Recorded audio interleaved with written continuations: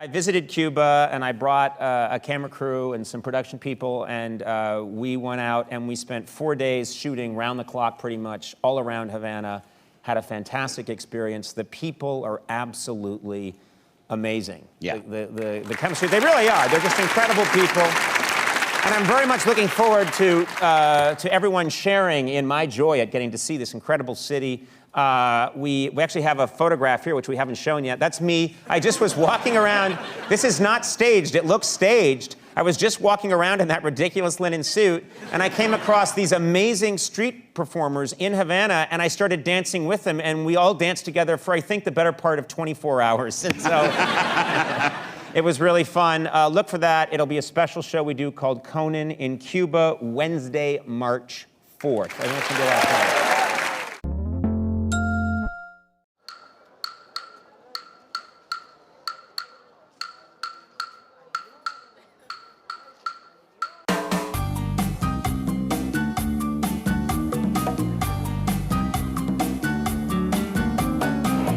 Hola. ¿Qué tal? Ah! Fine. ¿Cómo está?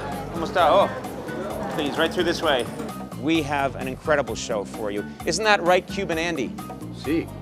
Yo tengo un programa en los Estados Unidos. Sí. Vino seco, sweet wine, el mundo, that just goes and goes and goes. I was just wondering if you had any, vino seco, el mundo, do you have that? Oh, here it is.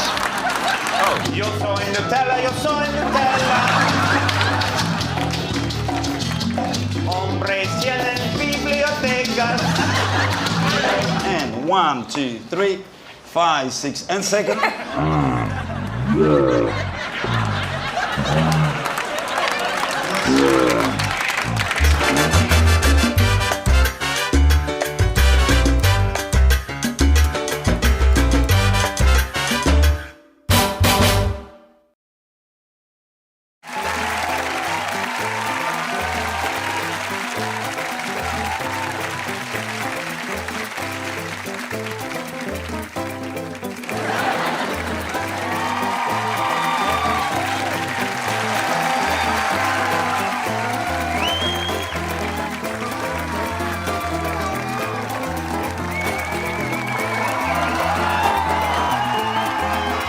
Gracias, chicas, gracias. Hola, bienvenidos a Cuba.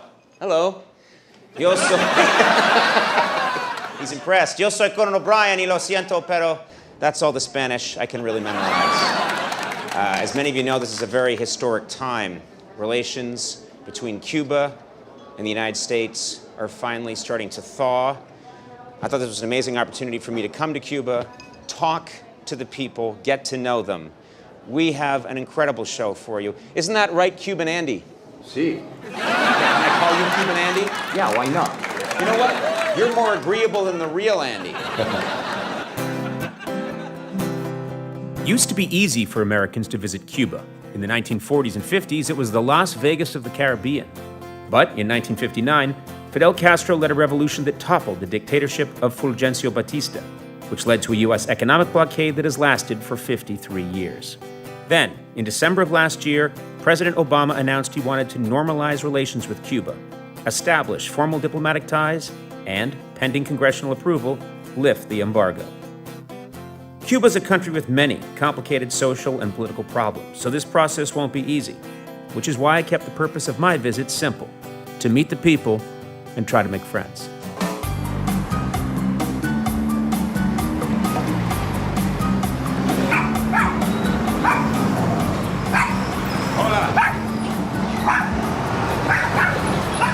Hola. Hola. Sorry.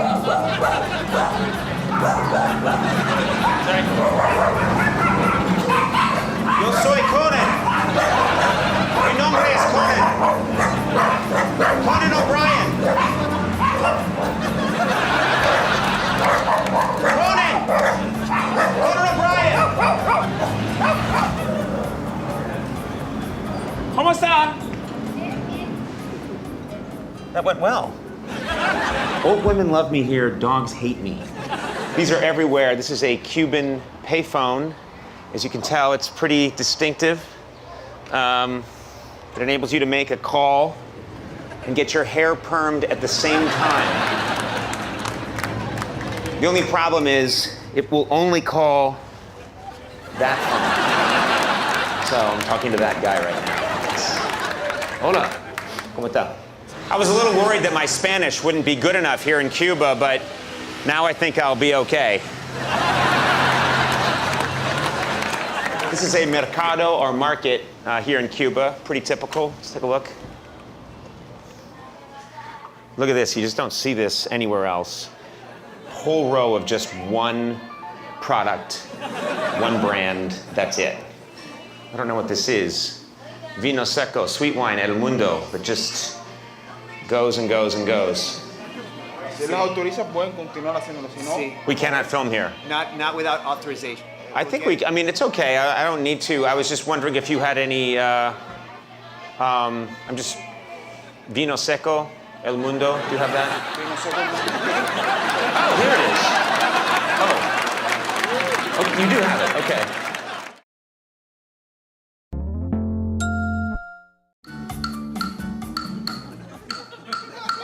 One thing that struck me the moment I arrived in Havana is that the city is alive with music. I wanted to master authentic Cuban salsa, so I sought out the help of an excellent local salsa band. This is Jorge, and your band is Moncada. Yeah. Is that right? Yeah, that's right. I would like to learn to play the authentic Cuban salsa. Do you think that's possible? I think so. Is there a trick to the rhythm? Is there a secret to the rhythm of the salsa musically? No, the most important in salsa and in most of Cuban music is what we call clave. Clave. Clave. And the ¿Qué es clave? What is Cuban clave? clave is like this. It's a rhythm pattern that goes like this.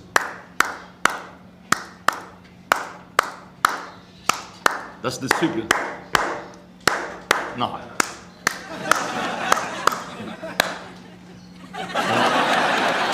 Okay. Vos nada, explícale, mire.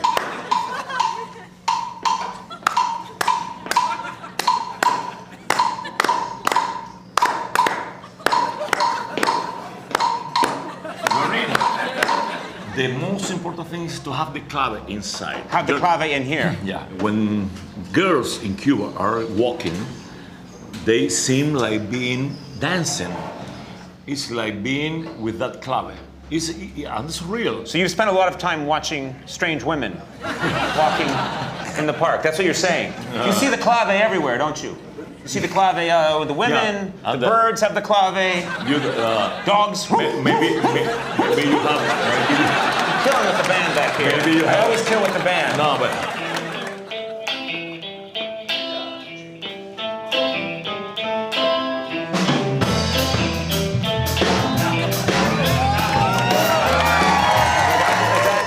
Now that's the pattern of salsa.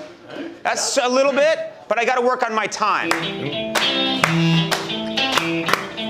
No, I'm not doing it. Did I get in there at all? huh? Did I do it at all? Yeah. What if you didn't know me? What if you had no idea who I was, Yeah. and I walked up on the street and I said, I want to be in your band, and I played you the clave as I just played it?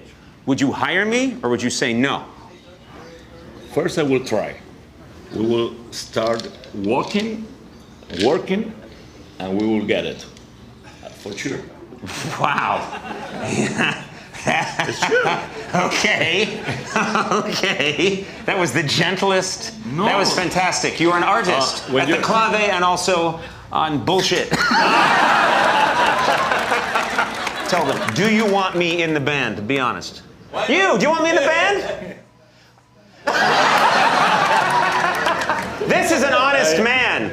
You are honest. Muchas gracias. If I were to sing salsa, what would I? Si quiere cantar What? salsa, ¿qué cosa? How do I sing? What sound should I get? You have to think that you are thinking with the nose. Sing. The nose. Like this.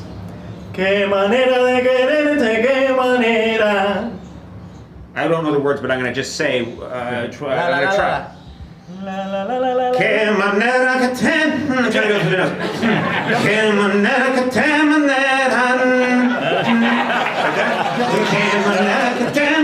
You're gonna need to wipe that off.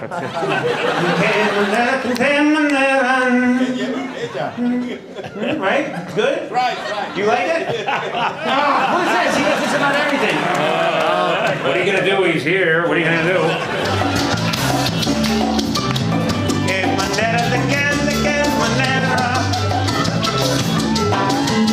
Yo soy Nutella, yo soy Nutella. Hombres tienen biblioteca. Feliz cumpleaños, feliz cumpleaños. Yo soy cerveza y borracho. Yo cuando llamo con carro. Yo te lleno un mano y tus manos. El gato y el perro. Yo voy, llama a la gente y es la problema con el Carlos.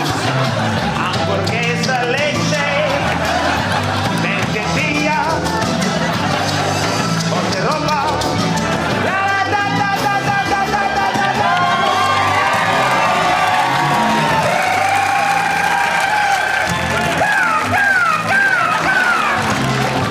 Daba, daba, hamburguera, osa sandwich, lo que es la chica.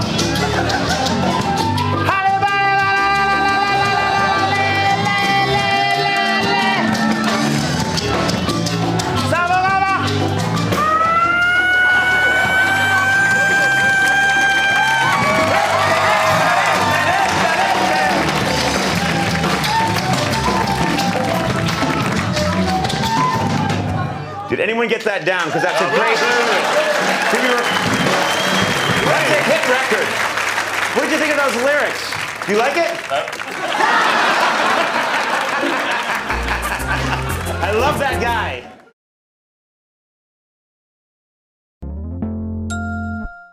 If freestyling salsa lyrics taught me anything, it's that I need to brush up on my 8th grade Spanish. So I visited a teacher who could help me speak like a native. Hola. Ah. ¿Yolanda? Sí, yo soy Yolanda. Yolanda, ¿cómo está? Yo estoy bien, ¿y usted? Muy bien. Muchas gracias para su ayuda. Ah, con gusto. Oh, con gusto.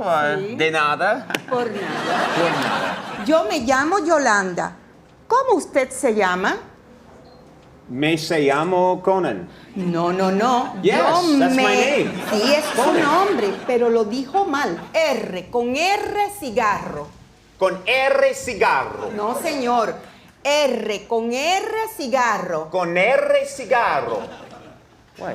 Repita conmigo. con R cigarro. R con R cigarro. Rápido. R con R. Oh, Let's try it again.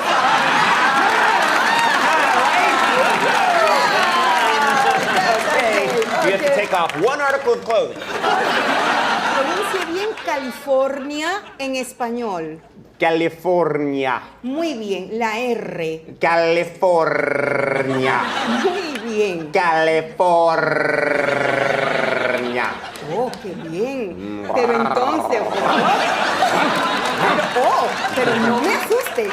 Don't scare me. Oh, yo no hablo mucho español. Quiero que aprender español, pero no hablo mucho porque cuando yo soy un bebé no study much. No estudió mucho. No, ¿Y por qué no? Because I watch television. Porque miraba la televisión Sí. todo el tiempo. Sí, and I drink cerveza. Pero eso no es bueno para un niño. Mucho cerveza.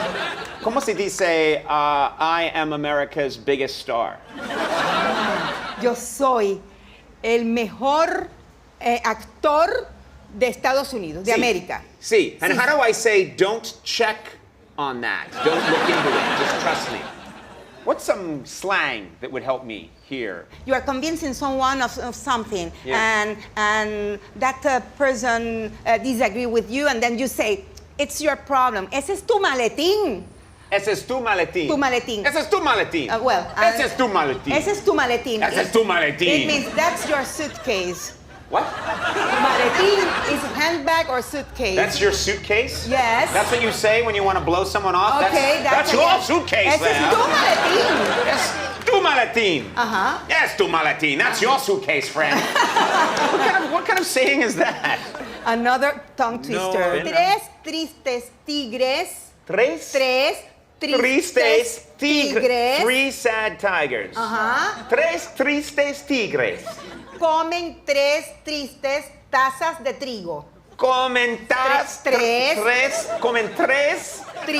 Tristes tazas de trigo. casas. No, tazas. ¿Qué es un taza? Cup or mug. Mug. Mug, Wheat yes. mugs? Mug. Three sad tigers eat three sad Mugs. mugs of wheat. Yes. What is a tongue twister? Yes, it's a tongue twister, but it doesn't make sense. But in In Spanish, our country, our tongue twisters at least make sense. Okay. Sally did sell seashells by the seashore.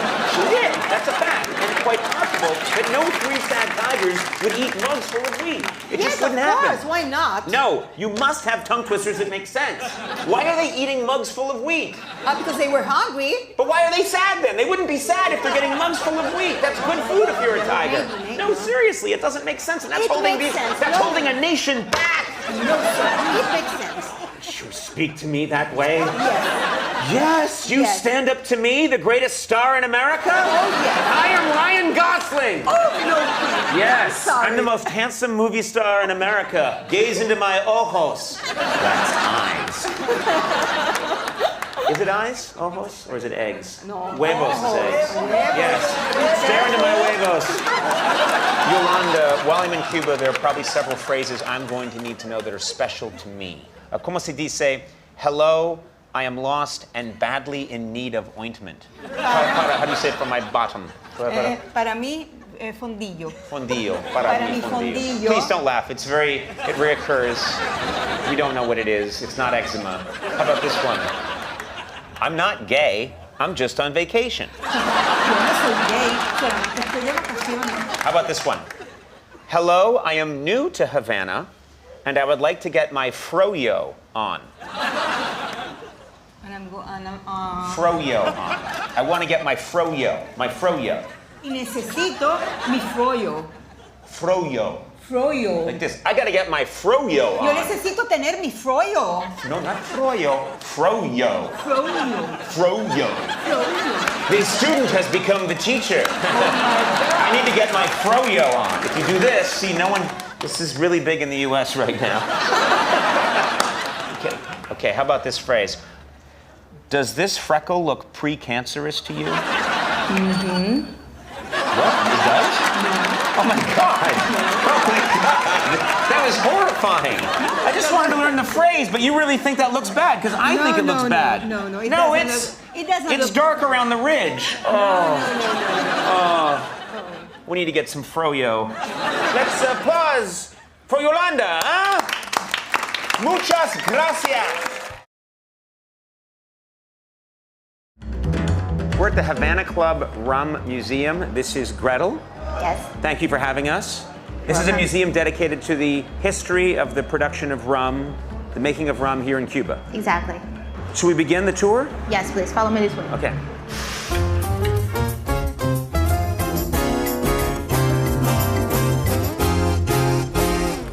Over here you have part of our iconic products. Oh, these are- Selección de Maestros, Gran Reserva, and Máximo. This is the Maximo. Some people consider this the very best of the rums. Is that correct? Yes, How much would this cost, this bottle? around $2,000. This is $2,000 a bottle?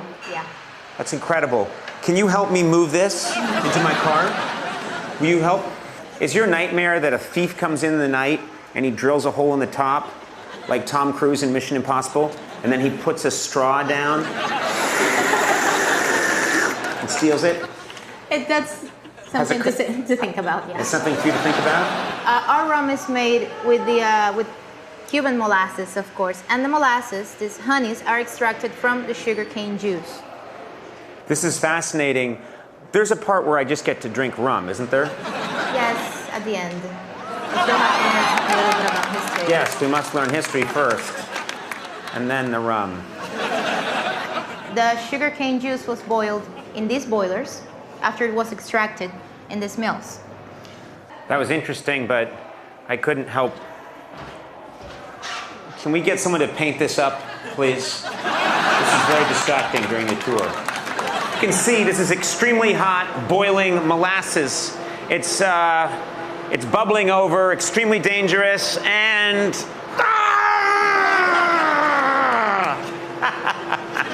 just kidding. Just bubbles. Was that fun? Okay, we're now at another section of not the rum tasting. Is that correct? Yes. And I see over here, this is the last person to try and get rum on the rum tour. He's petrified, frozen solid from the long wait.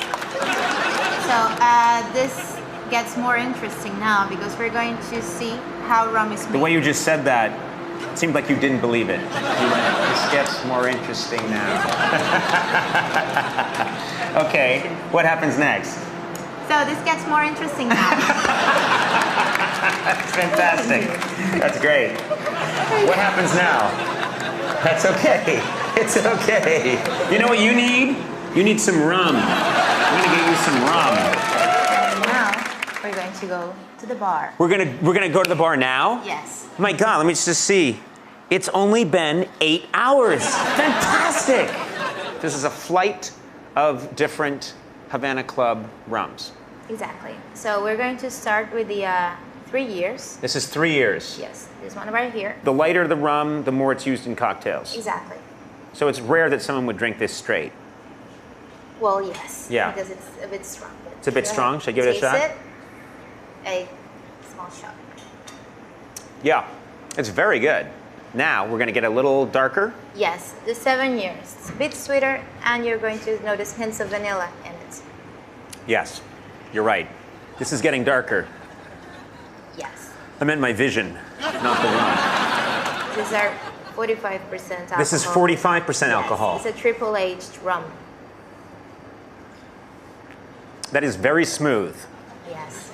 I'm getting a little bit of the oak of the barrel. And urine in my pants. I think I just brought myself. Which one is this? This is the 15 years. Oh, it's good. This is one of our most respected products. Uh-huh. So, Just.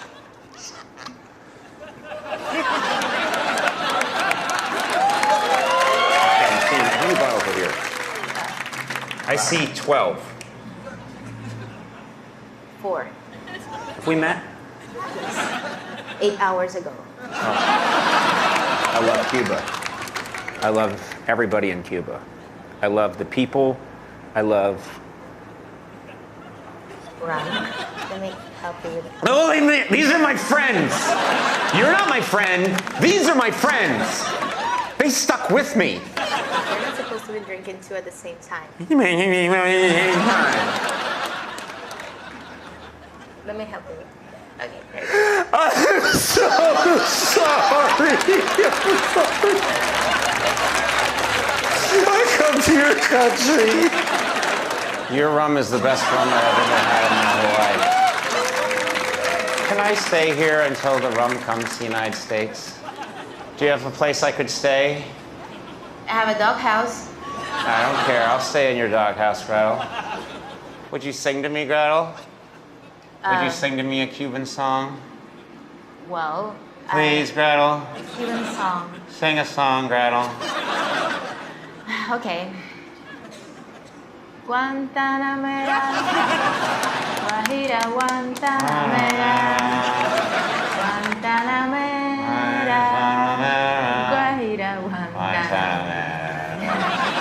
I'm going to live with Gretel. I'm going to move in with Gretel. I'll do the laundry.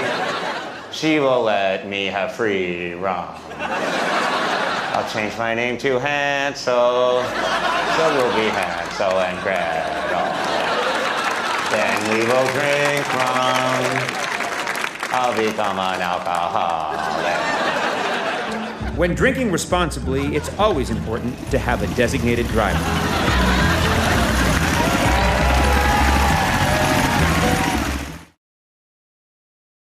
Dancing, of course, is a huge part of Cuban culture.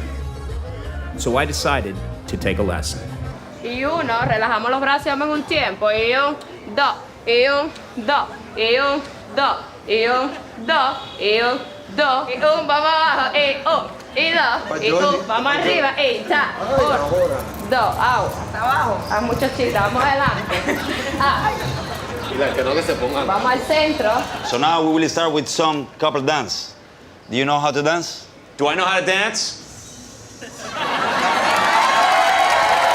Cut the string. See the string? Now you pull the string. You pull. So we will start on the first dance position. First dance position. The hand is right on her back. Right on her back, right here. Yes, her back start here. Oh, here. Yes, it's from here to here. Okay, this is the back from here to here. Yes. And down here, no. No. No. No. Don't go It's south not of her- here. no, no. This is there's a line here, and I don't it's go a line, south. It's a line, yes. All right? Yes. Look at this. It's 1, 2, 3, on 5, 6, 7, on 1, 2, 3, on 5, 6, 7, on 1, 2, 3, on 5, 6, 7. It's pretty easy, right? Very easy. All right, so now. I have one concern, a All right. problema. I am worried that my partner, will fall in love with me. Okay, now let's check the second basic. You are very clever. We're and going you to are very second fast. base. We're going to Yeah, second of base. course. Yes. Second basic. Oh, second basic. No, second base. 1, 2, 3, and 5, 6, 7, and back, 2, 3, and now forward. The first one, and 1, 2, 3, 5, 6, and second.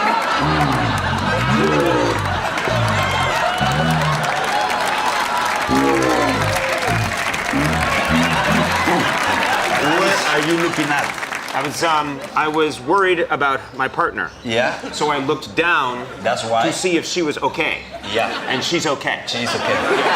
So, and 1, 2. You won't let me look down. 5, 6. Go forward. You want me to get it right? I'll look down. 5, 6, 7. Can I borrow her for a while? Dios minutos. 2 minutos. So, as you already know how to dance, as you are so good dancing, Thank you. so I have an exercise for you. It's the next one. Okay. Okay? Here we go. 1, 2, 3, 5, 6, 7. 1, 2, 3, 5, 6, 7. 1, 2, 3, 5, 6, 7. And 1, 2, 3, 5, 6, 7. It was good You knowing see? you. Less than 2 minutes. Goodbye. Adios. La rueda de Okay, casino show is me, cool show me. here. Move my body, but you have my permission to touch my body anywhere you. All right, come here, Fernand. No, not him, her. Okay, here we I'm go. gonna go down. Okay, go. Down. Down. Down, turn, Turn. you get up, and 5, 6, 7, y dame, 3, 5, 6, una para arriba, 1, 2, 3, 5, dame, 1, 2, 3, 5, 6, 7, you see? I don't know why, I was thinking, I was drawn to him. let me show you, this movement, enchufla doble y quédate. So, you will have the first enchufla, and you will stay behind her. Yes. All right? Stay behind. And then, from macho, you Oh my will God! be... Look at that! Eh? Look at that! All right? We can do that? And 1, and 2, and 3, and 5, 6, 7, man.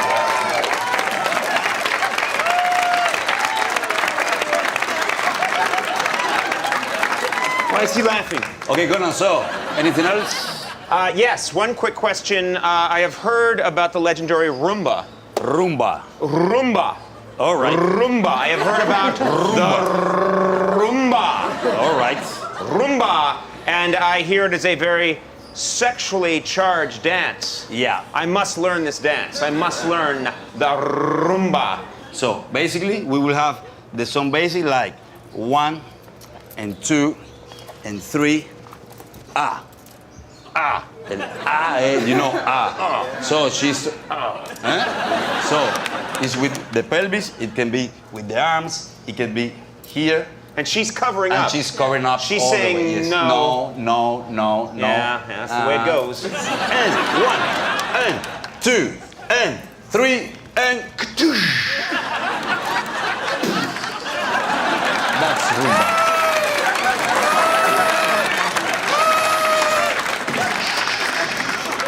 End of the world. Clave, vamos. Y los rumberos arriba. Vamos de magua.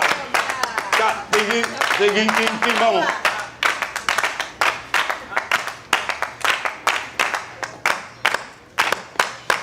Oh, two! Oh, two!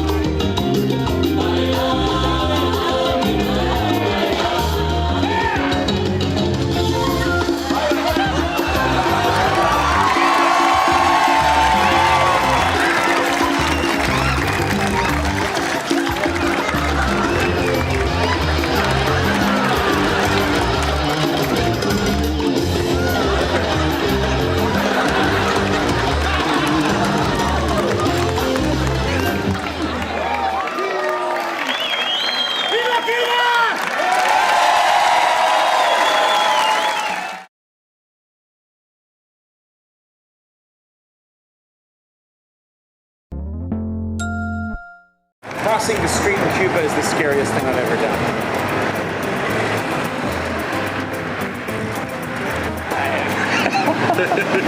There's no... Okay, all right, yeah, gotcha. Sorry. He flashed his lights to say, I'm not slowing down. I will kill you if you do not get out of the road. If you go to Cuba, you have to visit El Malecón. That is the popular waterfront promenade. It's featured in movies, countless stories about Cuba. I went there, and it was fascinating. Yo tengo un programa en los Estados Unidos. That's me, en los Estados Unidos, ¿sí? How do I look? Muy muchas gracias. Adiós. Yo tengo un programa en los Estados Unidos. ¿Comedia?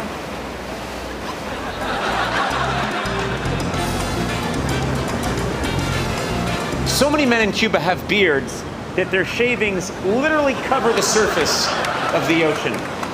¿Te gusta la gente de Cuba este programa? Sí, ¿Es sí. posible? Sí, nos gusta. Oh, they like it? Oh, good, good. Bueno. Yo estoy muy pálido. Sí. ¿Qué bebe? Oh, rum? That's rum. Nice, good rum, huh? Good? Ábrelo y tome.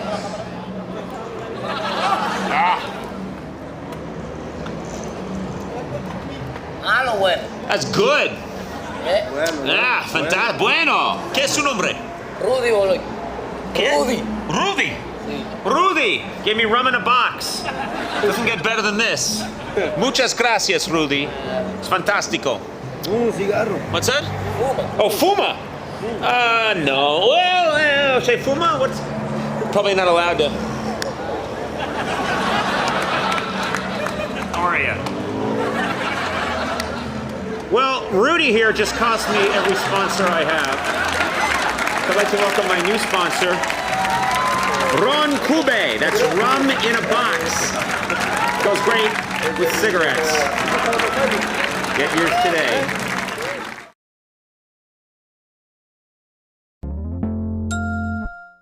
I'm standing outside La Corona. It is one of the premier cigar factories here in Cuba.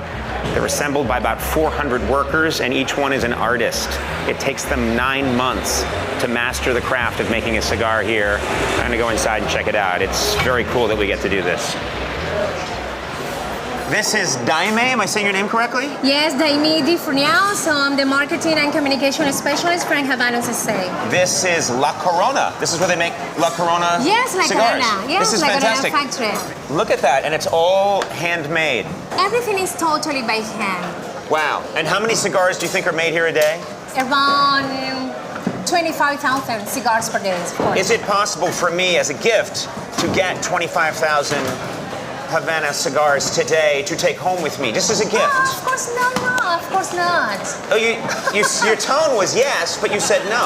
How long does it take to learn how to roll a cigar if I were to work here? It's around 9 months or 1 year. If I brought my own herbs, medicinal herbs from California, could I roll them here? Hola, me llamo Conan O'Brien. Soy una estrella gigante en los Estados Unidos. Yo sé que estáis muy animados de verme y queréis saludarme y posiblemente abrazarme, especialmente las mujeres y algunos hombres. Pero deben permanecer sentados.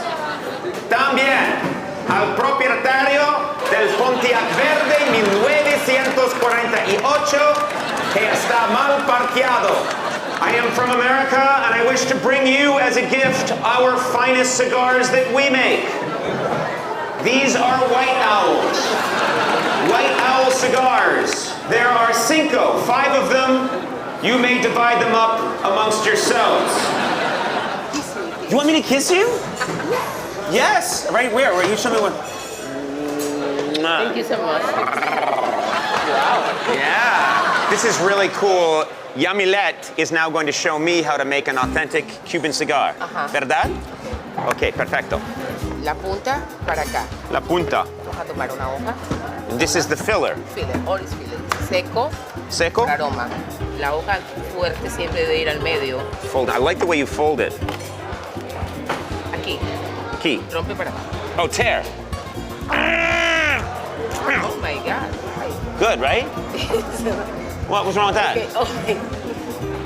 Y ajuste hacia usted. Oh, and you bring it this way as you roll it. Wow, look at that. Esto va a picarlo.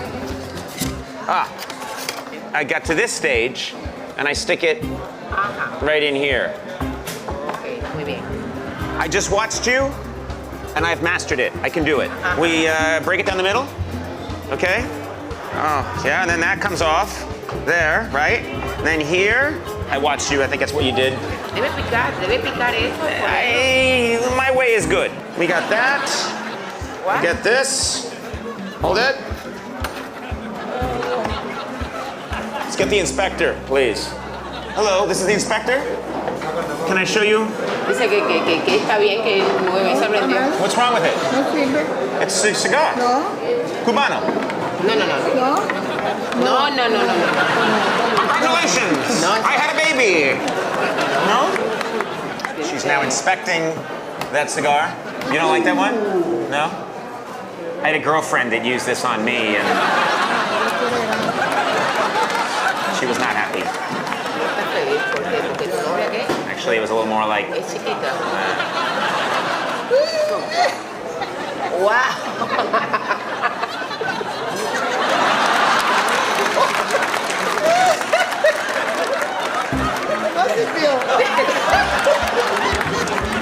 Muchas gracias. ¿Ah?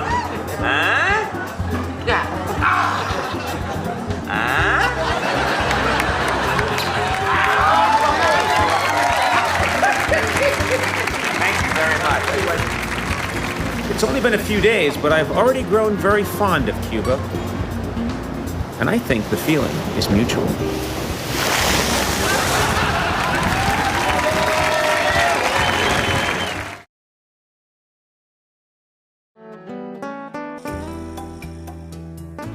Before I knew it, it was time to head back home. I hope we'll soon be able to begin mending the long broken relationship between our two countries. Despite the differences in our governments, at a human level, there's so much we share. Laughter, music, the love of good food, and the sheer genius of rum in a box. I've been in Havana for 4 days. It's been one of the greatest experiences of my life. The people here are talented, they're funny, they're vivacious, they're warm. I can't say enough good about the people of Havana and Cuba, and I can't wait to come back. Teva, uno tiempo más, por favor. Good night.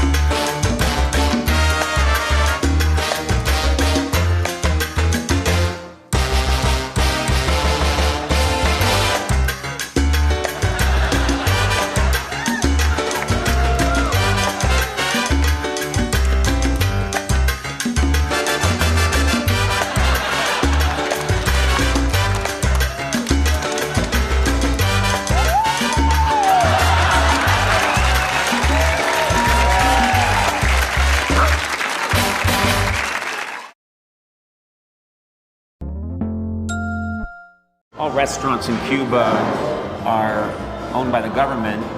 Starting a few years ago, they started having something called paladars, which means families can have their own restaurant. I'm told there's one in this building. This is pretty amazing. I think the first 2 floors are just basically a ruin.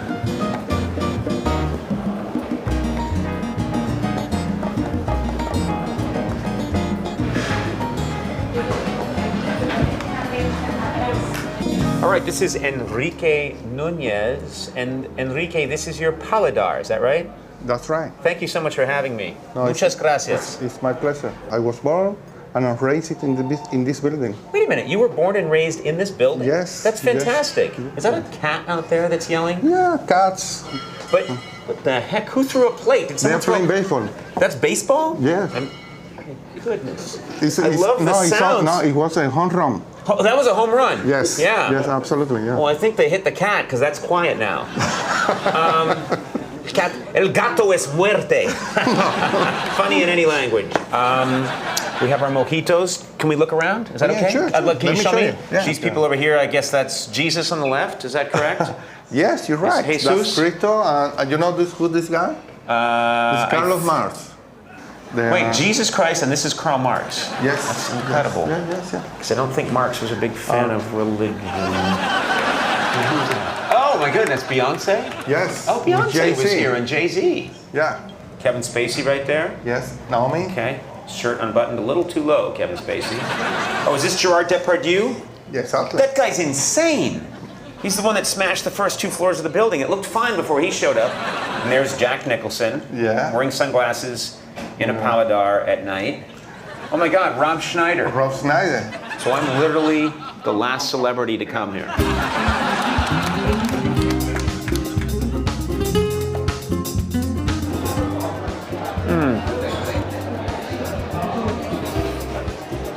This food is so good, I'm starting to forget that I'm alone.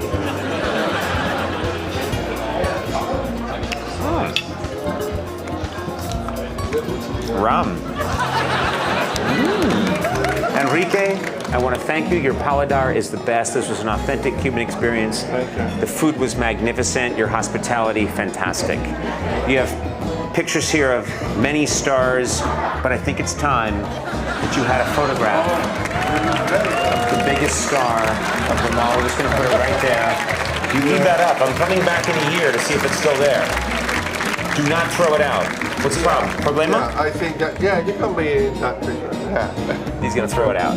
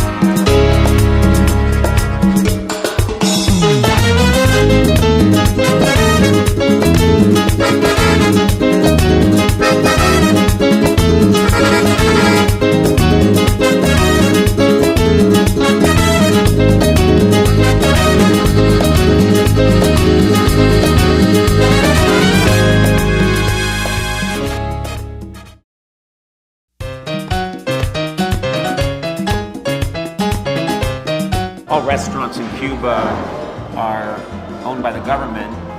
Starting a few years ago, they started having something called paladars, which means families can have their own restaurant. I'm told there's one in this building. All right, this is Enrique Nunez. And Enrique, this is your paladar, is that right? That's right. If you want to know, if you want to understand the real Havana, Yeah. this is a good place. This because is the real Havana. Exactly. What is on the menu tonight? You know whose job I want right now? Anthony Bourdain's job. I'm suddenly realizing what a scam it is. He comes to foreign countries, he gets all his food for free, he stuffs his face, he goes, oh, that's good. They put the Anthony Bourdain logo on it. Bullshit. This is amazing. This is one of the most important art pieces that we have in the restaurant. It's a sculpture from Joan Capote. It's in sign language. Sign language. What does it say? You need to read this. Oh, okay. Is it dirty? Oh. That's the Queen of Spain right Queen there. of Spain. There she is. Wow. Ana Botella is the wife of Maria Aznar. That's Jack Nicholson. Jack Nicholson was in this house. Matt Dillon, right there. I would not let Matt Dillon hold on to my wife, by the way. Will Smith. There's Will Smith. Yes, Colin Farrell. Oh, that's Colin Farrell. Yeah. Incredible. That's Sean Penn right Sean there. Penn, exactly. I think that's a Brad Pitt lookalike. No, this is a Italian singer. It's Ramazzotti. Really? I'm just going to tell people it's Brad Pitt. Now, who is that? Oh, my goodness, Beyonce? Yes. Oh, Beyonce Jay-Z. was here, and Jay-Z. Yeah. Jay-Z and Beyonce. They look very happy. So the rumors about them being a couple are true. Oh, is this Gerard Depardieu? Yeah, exactly. That guy's insane. Was he okay when he was here? Yes, absolutely. Did he behave himself? Gerard Depardieu, look at him. He looks like he's ready to punch everybody. Yeah, no, What's his problem? Gerard Depardieu is loco, huh? Right? Look, they're laughing. Was he crazy when he was here? Crazy? Gerard Depardieu? Nuts! Crazy man. Look, we're laughing. That means yes.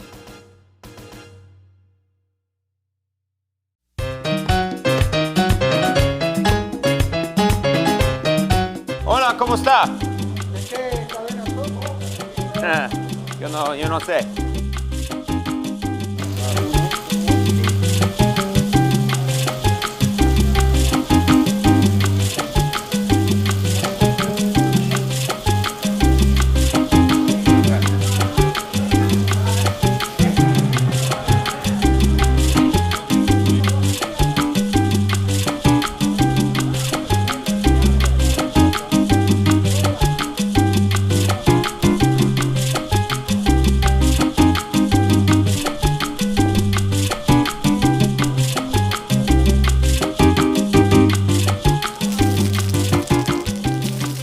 I've been watching this for 20 minutes and I have no idea why.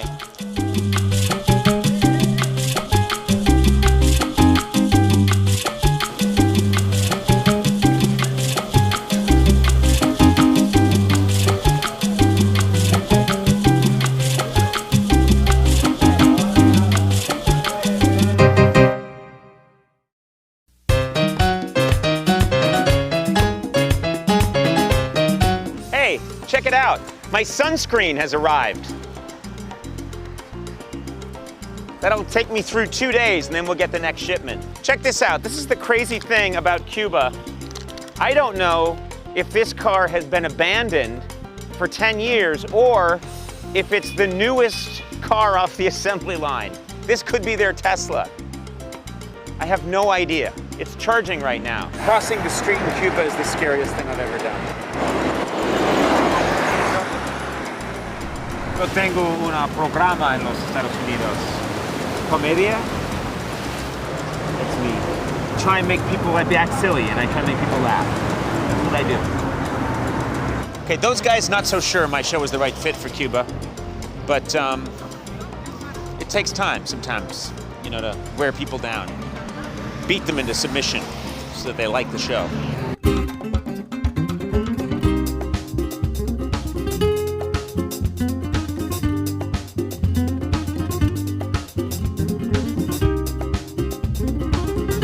Muchas gracias. I have to go. Hola. There are goth kids everywhere. You can be on a communist-dominated island and pretty much secluded from the rest of the world for 55 years. Still, you'll find some goth kids with attitude.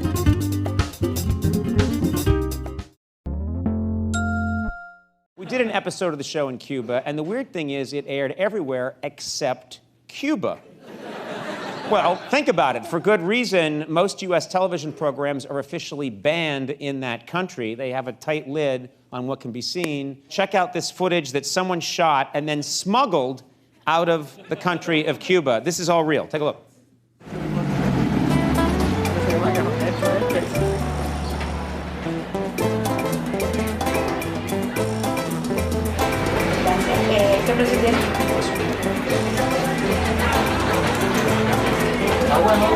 Súper bueno. Tremendo show que hizo el tipo aquí en Cuba.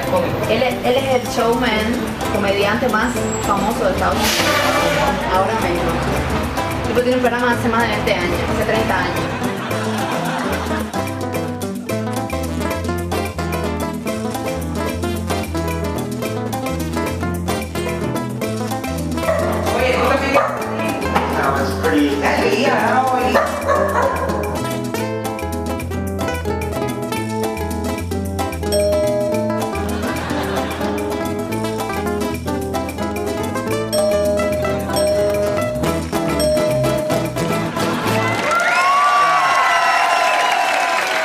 Dogs don't like me there.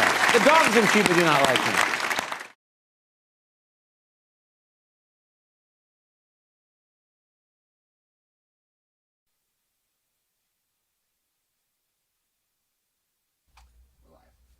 Hey everybody, what's going on? Welcome to the Conan in Cuba YouTube Q&A. We are live on the internet. How's everybody doing? Please, I just like to start with clapping. I just like to start with clapping. That was so lame. It's a good energy. It's a good energy. It really isn't. The sound of three people. There's nothing sadder than the sound of three people clapping. In a small, depressing room. I hear it all the time. Exactly. We're here with writers Jesse Gaskell and Jose Arroyo, and of course, Conan O'Brien. And we'll be taking your questions for the next hour, so leave them in the YouTube chat below. Also, please subscribe to our YouTube channel. You can find that link in the description below. And so let's just start out just very quickly with how did it happen? How did this episode even come about? I'd like to start first with my question, which is, what room is this? We're in a very depressing room where they shoot the digital pieces, I guess, on the show. I've never seen this room before. They brought me in here, and it was like the scene where Joe Pesci thinks he's going to get made in Goodfellas. And I really thought they were going to shoot me. It's so depressing. What are we in here for? We have such a beautiful studio. Why are we here? This is where we shoot a lot of the digital stuff, and it's our little digital hidey hole. It's also where a very depressed businessman has an affair. So anyway, excuse our set. I wanted to start with that. We spent all the money going to Cuba, and now we're here on college furniture. I like that they've made it look like a garage. Yeah, it really is. You can't see over there, but if they can turn these cameras around, it's the most depressing room in the history of depressing rooms. But anyway, please, let's continue with our version of Death of a Salesman. Yeah. So on the exciting upbeat note of this depressing room. Yeah, I mean, how did it come about? You've said this before on other shows and stuff, but just for the people who might not have seen that other media, where did the idea come from? How did it all how did it work? Okay, I'll get this. Sorry, go ahead. And fired. Immediately fired. Well, President Obama. It was a big story in the news. There has been an embargo on Cuba. Between the United States and Cuba since, well, the revolution was 1959. I think the embargo is pretty much in place 62? By 61, 62. So for longer than my life, there's been an embargo, and then President Obama announced that it was time to try a new approach, and they were going to try and normalize relations with Cuba. That was in December. Almost immediately after that, I believe Mike Sweeney, our head writer, said, wouldn't it be great if we went to Cuba? And the minute he said it, I was possessed. I said, we've got to go to Cuba immediately. It's such a great idea. I want to get there before The View or The Chew.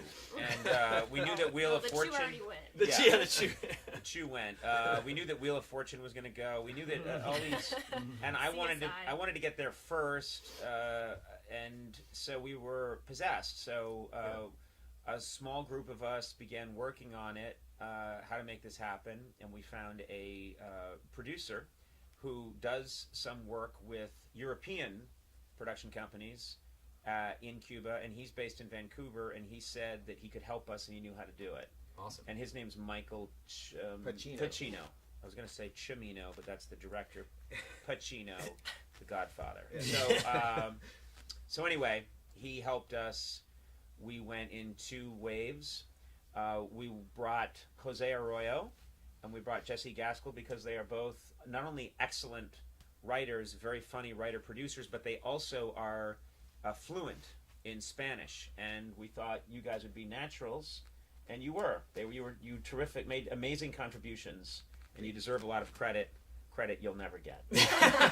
No one will see this. And how much planning went in, because obviously you were just going to kind of all go. How much planning went into what to do there, like in terms of research or beats that you guys thought, because you can't just arrive and then let's make a show. Yeah. So how did that kind of come about? How did you guys kind of come up with those ideas? It was pretty basic. We actually got guidebooks on Cuba just to figure out what's in Havana, what we could find, what we could tour, what we could see, what we could visit, and we went from there. And then we know that Conan is great in certain situations, and just hanging out, improvising, and but the tour guides were really because I don't know anything about Cuba.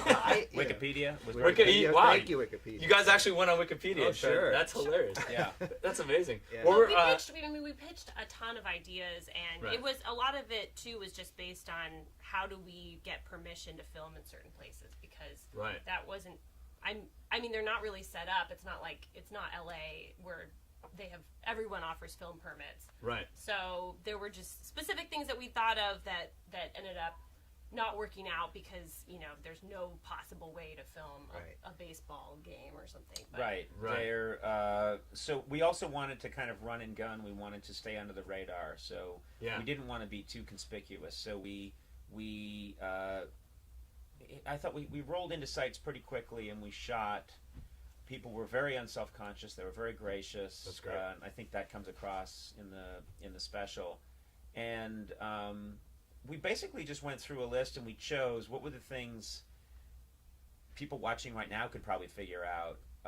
What's a good environment for me? Right. And so me learning how to do a sensual dance. Well, I'm gonna look stupid.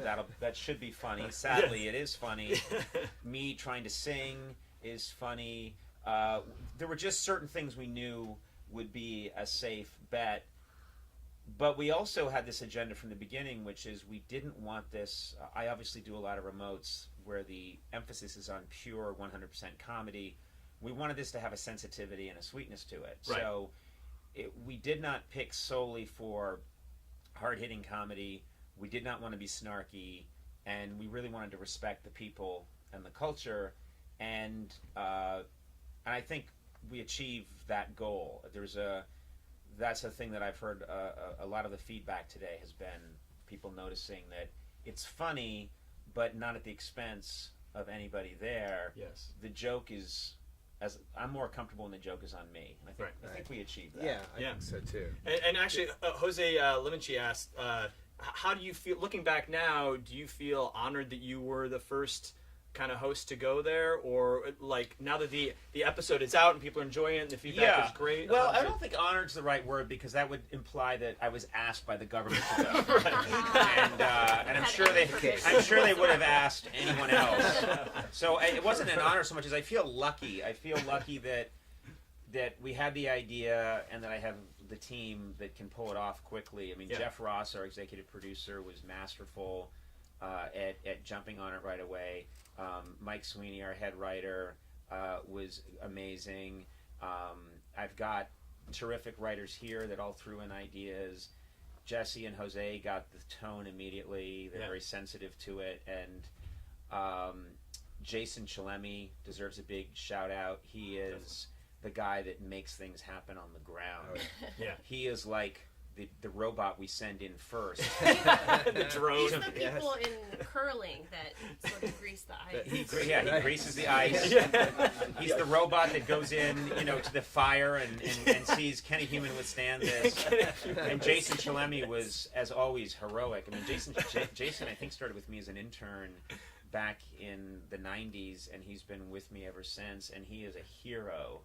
and our crew. I mean, we had an amazing. Yeah. Those cameramen and sound guys, they're hauling giant equipment, and they made. There's so many beautiful shots where you're on me dancing, and then you pan over to a dog barking, and then we were able to make that joke that ends the show. Right. I thought was such a great. It's such a sweet moment where I'm dancing at the end, and then we undercut it. So I mostly feel lucky. I feel lucky that we got to go. I feel fortunate that I had the right team, and I feel proud that I think we handled this the right way. I'm very proud that I think we treated this with a lot of sensitivity and kindness. It has a good spirit, the show, and that to me was important. And actually, talking about kind of getting in there and being a little run and gun, how did the talk show desk kind of come about? That whole thing. That was so. It's such a great moment in the street there, and with the kid and the Cuban. You know what's great is that you guys should talk about this, but we knew we wanted to do something like that, but we didn't know where. Yeah. Michael Pacino found, or somebody found, an old microphone that we knew we needed, and I brought the linen suit. But other than that, we spent. Remember that there was a morning where we're looking for a location, and we went to one location, it wasn't right. We went to another, and then we're just looking, and then we found this street, and then just you guys tell the story of how we quickly turned that into a talk show set. Well, the idea was to do as spontaneous a talk show table and chair as possible. And we thought, well, we'll find a folding card table and a folding chair. That was hard to acquire at the last minute. The thing with the Cuban government is if you start setting up something, people will come right over and demand papers. Are you reporters? Wow. Are you here? Are you authorized to film on this street? Wow. So we're walking down that street that we wound up at, and there's a cafe there. Table already there, chair already there. Sure. So A band Oh my in the cafe. God. So a band of four women, four great vivacious women. They had, what's the name of their band? Deva. And we just said to Deva, would you be our band? And they said yes, and we pulled a cafe table over. We asked the cafe, they said I think yes. we paid some French women to leave their table. Yes. That's right. There was a French family sitting at that table, and we gave them to a different table. money to leave, and I always do that whenever I go to a restaurant. If there's any French, if there are French people there, I say I want that table. I throw a couple $100 at them. But then we really quickly set up, and there was a great Jose and Jesse. Or Jose was writing cards, cue cards, which I'm sure is a union violation. He was writing cue cards furiously. Jesse's hoping to get the whole thing set up. There was wrangling. I mean, there were a lot of looky-loos that were kind of stopped. Like, I don't think they knew who we were, but they thought this looks important. Right. So I want to stay and watch. The cameras we had in Cuba were so big. They were nothing inconspicuous about it. So we looked like something official. I actually think that helped keep some people at bay. It was like, they must know what they're doing. Look at the size of those cameras. We didn't. We brought very good equipment, because another thing that we're very proud of with the Cuba show is the even though it's video, I'm going to use the word which is incorrect, cinematography, but it just looks beautiful. Yes. Cuba is such a visually stunning place to shoot that we wanted to capture that. So we brought excellent equipment. And we just didn't want to shoot this. There are scenes in the special that are shot with Jose's iPad. A wild taxi ride. The taxi ride. The wild taxi ride is just Jose with his iPad. By the way, the iPad's a fantastic device. Get some free ones. Use some more. That'd be great. Yeah. Really big fan of the Apple Watch coming up. But we were. We threw that together very quickly, and what was fun is the people in the background. I love the loose feeling. Yes. A caricature artist just walked up, I think you have it, and handed me a caricature on the spur of the moment. It's the most dreadful representation of myself I've ever seen. I think we have it right here. Yeah. There it is. I think it's Okay. me in 30 years if I'm injected with the DNA of Ed McMahon, and then I melt. He drew other staff members, and it was just everyone's insecurities highlighted Yeah. on a paper. If I look like that, I should get off television immediately. Shay Muller asks, what was the biggest Is culture it shock? Muller or Mueller? I guess there's an Great E in there, so maybe it's question. Mueller? Let's turn this around on Shay. Yeah. Yes. Shay, Is is it Mueller or Muller? Mueller or Muller? I'm gonna say Mueller. Because it kind of rhymes Like with Bueller, right? Yeah. What was the biggest culture shock of your visit? P.S. I love you. I can say well, one thing I noticed on the very last day we were there, I saw a dog on a leash, and that was the first time I had seen a dog on a leash the whole time we were there because Leashes. yeah, Dogs leashes. are just roaming, There's dogs conducting everywhere. business. I mean, it's amazing. You're walking down the street and there'll be a dog with no owner, and and you're like, hola, and he's like, woof, woof. They're doing their own thing. They're out and about, and it's refreshing. I was also struck by what really the lack of internet. Yes. It's something we take so much for granted here. Definitely. And you keep looking at your phone, and then realizing, oh, this is a useless brick here. Was there any internet there at all? Was there At the hotel. At the There hotel. was But you some had- spotty internet, yeah. It was spotty internet, and you had to enter like 78-digit code to access the internet. Yes. It would then be available for you to send one email, to your loved one to say, I am still alive and well, and then it would shut down, and you take out the crumpled piece of paper and start entering the 78-digit code again. That's right. So there was a window that you could use the internet during which you could use it, and then also the transmission speeds were much slower than what we're used to here. Sure. Wow. Yeah. That's amazing. Yeah. I mean, there must be. You guys actually had to talk to each other, which was. Yeah. We had to horrible. It's the first time I've That's seen right. Jeff Ross's eyes. He lives looking at this, and then he was forced to look into my ojos. My ojos. We had burner cell phones while we were there. Ooh, like Breaking so Bad. we could, Yeah. so we could Awesome. communicate with each other. But even those were They didn't work very did well. not work Yeah. well. And one thing we learned was they don't work when you're driving. So What? if you're Oh. moving, you can't use the cell phone, which is actually kind of a good idea. I think. They should Right. do that here. You know what's interesting It's is way safer. that was one of the most exciting things about the trip is just as we were leaving, we were going in under the radar, we were doing this very quietly, and just as we were about to leave, we were all assigned burner cell phones. And you never feel like a greater pimp than when you're assigned a burner. When someone hands you and says, here's your burner, you're like, yeah. And immediately you have this urge to get math, to do something illegal, and then the minute you're done talking, you want to break it in half and throw it Throw it in the ocean. Yeah. Shay Mueller is from German. Ah, there we He's go. German. Is he live? You live? I'm German. I see. Okay. There we go. I visit there. Mr. Steve Pick asked, is there, and maybe there's not, but what's kind of the biggest misconception, would you guys say, that the rest of the world has about Cuba? Not to speak for the rest of the world, but... We can't. It's a very important distinction to make. We were in Havana. We did not have the time to leave Havana and go into Cuba. Havana and Cuba are quite different, we're told. Oh, is that true? Yeah. And so I just always want to make that clear that we can't speak for the experience of being. I agree. You guys were only It's in like Havana. trying to say that if you go to New York City, that you've seen the rest of the U.S. Oh, yeah, great. it's very It's different. very different. It's Great very analogy. different. So, you're actually hired for your analogies. That's true. That's your whole Metaphor job man, here. Yes, yes. metaphor man. But it was.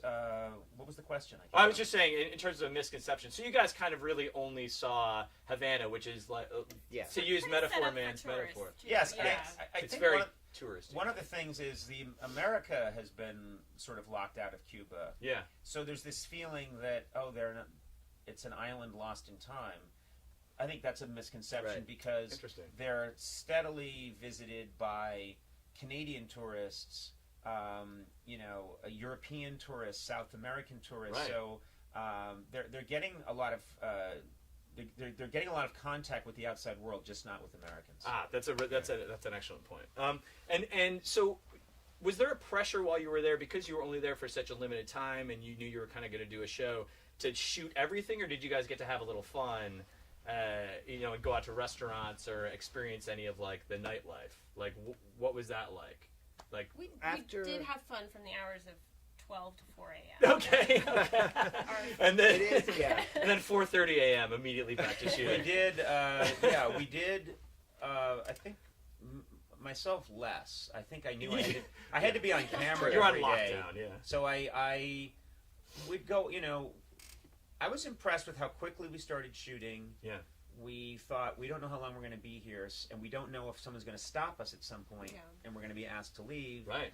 So the minute we got there, we were little Pac-Mans eating as many pellets as we could. Yes. right.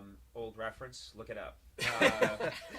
But we did our best to shoot a lot, but then when we were done with the assignments for the day, and we really thought we'd covered it, we would get a bite to eat and hang out. I did drink a lot of rum. It's so good. I mean, You have to. You have to. The mojitos are amazing. The daiquiris are great. I mean, I just wanted to try every single rum drink, just straight rum, and we also smoked cigars. Why not? Sure. Why not? I mean, and so there were times where all of us were sitting around smoking cigars. We would never do that in America because it is. When you see America, there's something about when people in Cuba are doing it, it's cool. Yeah. If you're a guy doing it in America and you've got a little thing of rum and you're smoking a cigar, it's the poster for douchebag. Yes. And I immediately hate people that are doing Right, that. right. So we thought this was the one place we can do it and it'd be cool. But you guys partied hard, I have to say, and the cameramen. I'm surprised. Our camera crew and sound guy. I'm surprised they're alive. Well, I did feel like we were sort of there to kind of make sure that no one died. A little. So you're saying your partying, Jesse, was selfless. Yeah, it was honorable. It was altruistic party. It absolutely was. But there was so much stress during the day There was. that it had to be there had to be an outlet for it, and that was the night. Our guys would, the camera crew, I would see them for breakfast in the morning, and they would have come back an hour earlier. Yeah. Yes. And they just were wrecked, and they would be having like whatever breakfast was available. They'd be having like a croissant and powering some coffee, and then they would go and there was a sauna, a steam room somewhere in the hotel, and they would go and they would sit in that for a while and drink a lot of water, Sweat it out. and then be right back. Yes. So we should keep going. We should answer some questions. Yeah. Rubblewitz 2000 actually said, it was less of a question, but thank you for letting them join you for the Cuba screening. So do you want to kind of talk about how you premiered? We had a little screening here in the studio. Yeah, I was happy. That was an idea I had. As the show started to come together and we started to realize we've got something important. Yeah. Important. We have something that we're really proud of, and it looks beautiful. Rather than, we wanted to show it with audience reaction, because that's how most people experience. When we show remotes on the show, we traditionally screen them for an audience so that there's reaction to it, and I think that helps bring it to life. So we thought we should do that with the Cuba show, but let's do something special. So I had the thought, let's dress up our set with Cuban flags and palm trees. Let's invite an audience especially to come see the show. I think they did it through, your sister. Yeah, my sister who does the audience for the show. Yeah, we had a contest to get everybody. Had a contest, and so people in the contest, when they came, they got Conan and Cuba hats, they got shirts and Cuban food. Yeah. Everyone got a Nissan Sentra. 88 Nissan Sentra. Because I can't do the new cars like Oprah and Ellen. And, no, but we gave everyone shirts and hats, and then we showed them. I came out and talked to them, and then in between where the commercial breaks would normally be, we obviously didn't screen commercials. I came out and talked to people to try and tell them the way I'm talking now, this is what happened, this is what's coming up next, and give them a feel behind the scenes. And then at the end, I wasn't supposed to, but I just started taking questions, and that was I think you're going to put that out. We're going to put that out too. Yeah, so that's coming either tomorrow or early next week. But yeah, a whole Q&A where Conan kind of tells a lot of very juicy behind the scenes tidbits about Cuba, which is fantastic. And one of my favorite stories, actually, if you could talk for a minute about returning back to the U.S., about kind of getting the footage out, because you guys shot this whole thing, and now how do we get it back? It starts with, you guys will tell it, but Yeah. it started with 24 hours before we were supposed to return home, or less than 24 hours. Our producer Jeff Ross was notified that a news outlet had heard, probably through tourists, that I was there, and they were going to run with the story. And we asked them, could you hold it until we at least get off the island with the footage? And they said, we're afraid someone else is going to have it, so we need to run with it.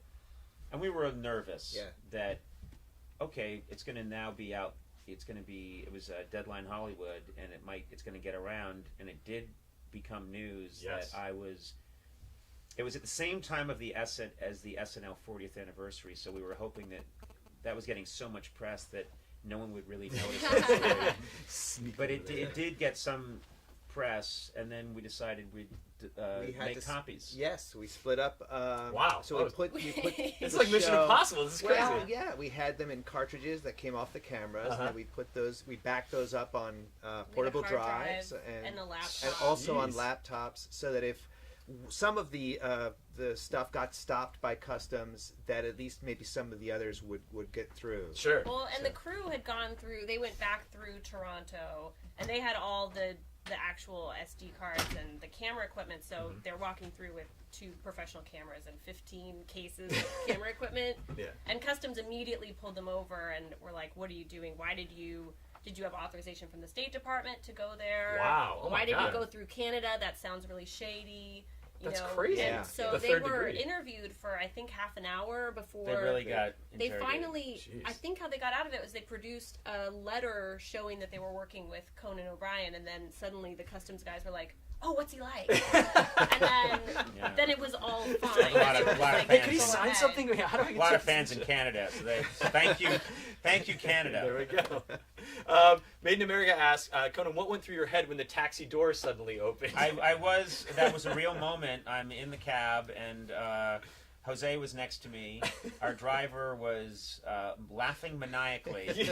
I don't know why, but he was laughing maniacally, which made me laugh maniacally, which made him laugh maniacally even more. Yes. And then the door just opened, and I looked, and we're going along at like 40 miles an hour. There's a lot of potholes in Havana, and we're banging around, and suddenly there's nothing between me and the street.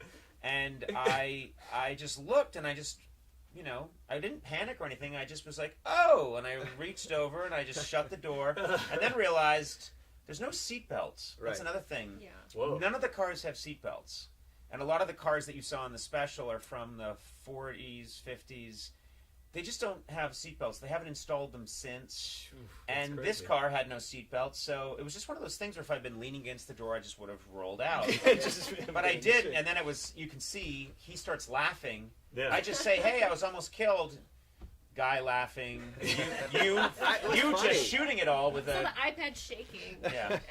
I just happened to have it on. Yeah, it was Just unnerving. It's almost like you set up that moment, like cue the door. It is That's almost right. like On your someone burner. set up that moment. No, Yeah. it was all real. It's all real. That's hilarious. Let's talk for a moment about the food in Cuba. A lot of people have been asking about the food. And in the episode, you guys go to this thing called a paladar, which is and kind of explain what the deal is there, because restaurants are all state run, correct? So that's why all the restaurants are run by the state. Yeah. And then starting in, I think 20 years ago, they started allowing people to run restaurants out of their home. If you say, I like your restaurant, to one of those people, they say, no, we're not a restaurant, we're a paladar. Interesting. They're very careful about that Loophole, distinction. yeah. It's a loophole that allows them to run this run something out of their home. The food was very good. It's interesting.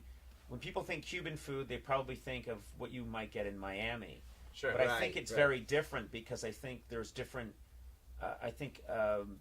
Cuban Americans have changed things. Like I didn't see Cuban sandwiches like you might get in Miami. Right. I didn't see It's- that. And there's no Oh, fusion. It's not the cooking tradition. It doesn't seem as evolved as it would have been in Miami. There's more ingredients in the U.S. There's fresher Right, they're stuff. really limited by what's available on the island and what they're able to import. So, I mean, Interesting. pork is really big. I noticed like at breakfast, it was every incarnation of pork that you could imagine, like sausage That's or crazy. prosciutto or And he bacon. bought pork fat on the street. I mean, little Yes. cracklings and stuff. Oh So, wow! Yeah, that's fantastic. No, but pork there is huge, and they're using it, and beans, and so there was a lot of.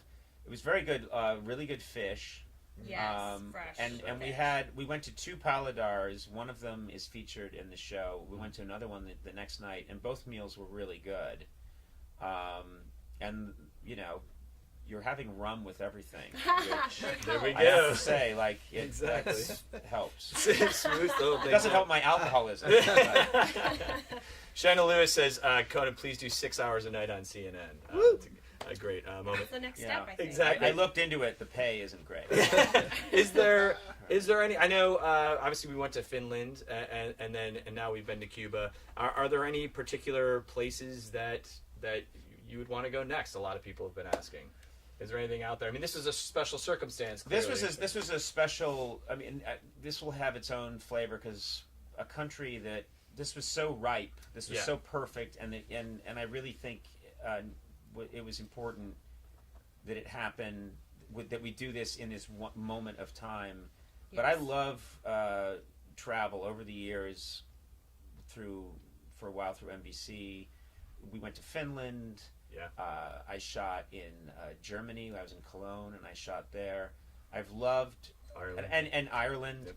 I've always secretly, in the back of my head, thought I'd like my show to eventually one day morph into a show where I'm not bound in a studio, but I'm all around the world. Yeah. And is it Michael Palin? Oh, sure. Oh, yeah. Michael Palin did it. He did a version of it, and I thought I would love to do my spin on that someday. And you guys would still be paid. Oh, yeah. See a lot of need for writers in that kind of show. I have to But learn some other languages. Yeah, I know. You to make metaphors and you to watch the cameraman. Yeah. Clearly. No, but I do think it's obviously we love doing the show here on the Warner Brothers lot, and I still love the format of the late night format. It's traditional, and it's a fun form to play with, and I really do love interviewing people and trying to find something spontaneous in the moment. Yeah. And so all of that's fun, but I have to say we definitely want to do a lot more of this because it's invigorating.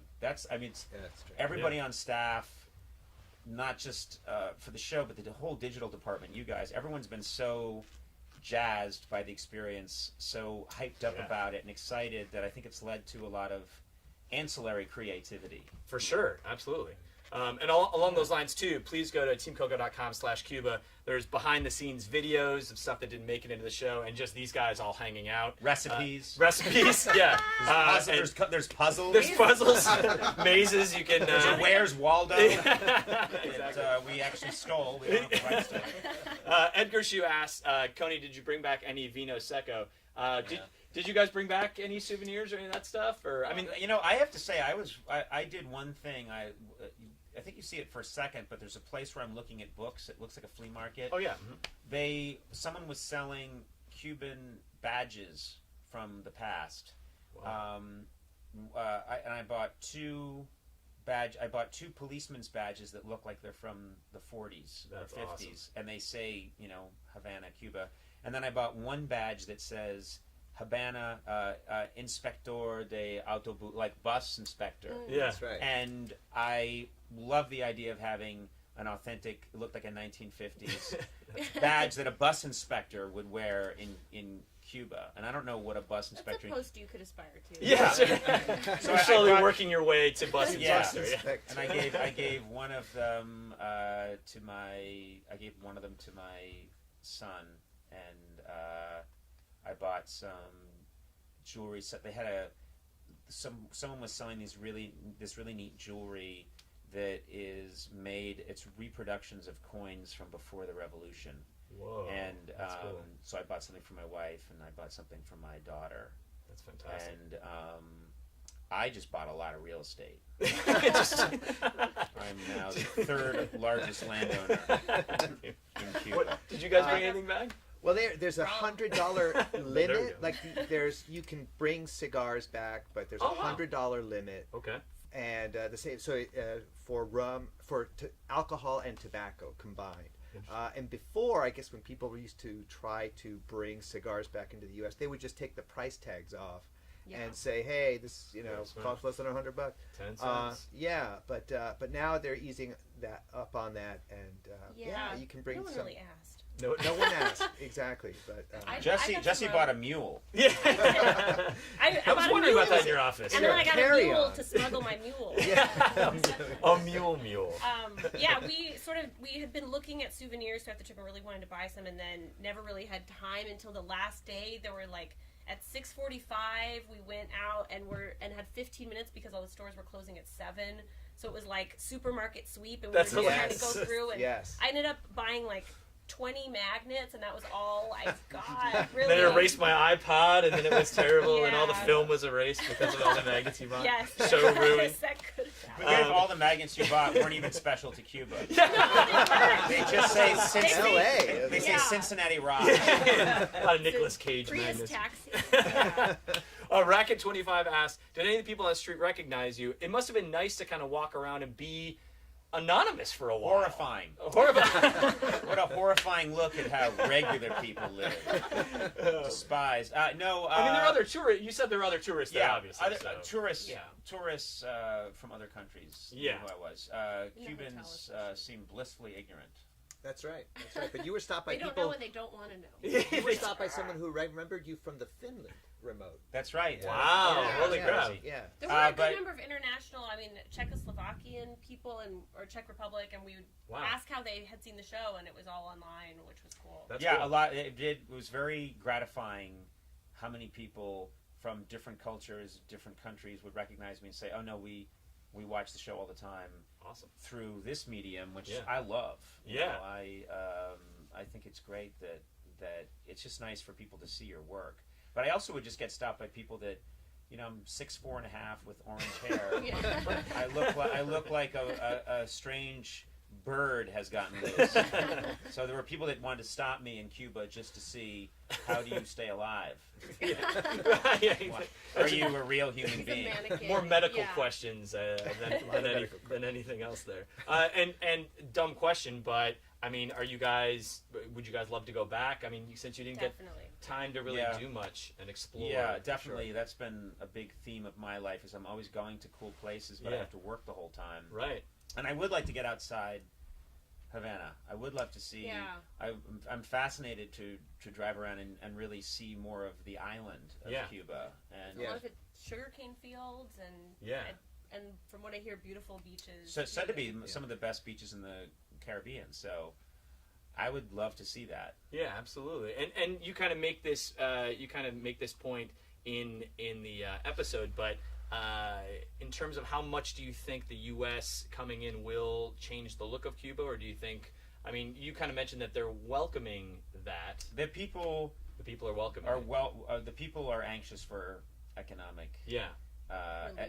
Economic relief. They need it. They very much want to get to know us. They want to do business with us. That was the strong sense we got just talking to people. Yeah, that's fantastic. DM asks, can U.S. TV be aired in Cuba now?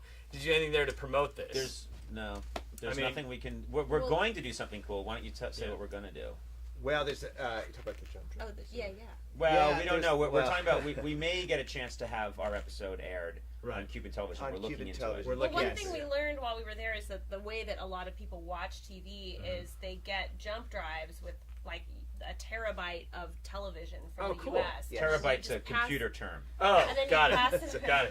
Fantastic. And so it's very grassroots, and as opposed to getting satellite TV, people will just have one drive that's passed around, and that's interesting. And so they can't on their burner phone, they can't get the internet on. Do they have smartphones there?